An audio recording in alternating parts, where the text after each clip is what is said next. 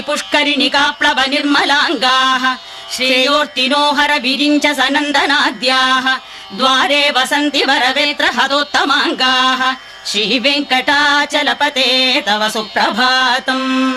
श्रीशेषशैल गरुडाचल वेङ्कटाद्रि नारायणाद्रि वृषभाद्रि वृषाद्रि मुख्याम् आख्यां त्वदीय वसतेरनिशं वदन्ति श्रीवेङ्कटाचलपते तव सुप्रभातम्। सेवा परा शिव सुरेश कृशानुधर्म रक्षोऽम्बुनाथ पवमान धनाधिनाथाः भक्ताञ्जलि प्रविलसन्निज शीर्षदेशाः श्रीवेङ्कटाचलपते तव सुप्रभातम्। धाटीषु ते विहगराज मृगाधिराज नागाधिराज गजराज हयाधिराजाः स्वस्वाधिकार महिमाधिगमर्तयन्ते श्रीवेङ्कटाचलपते तव सुप्रभातम्। सूर्येन्दु भौम बुध वाक्पति काव्य सौरि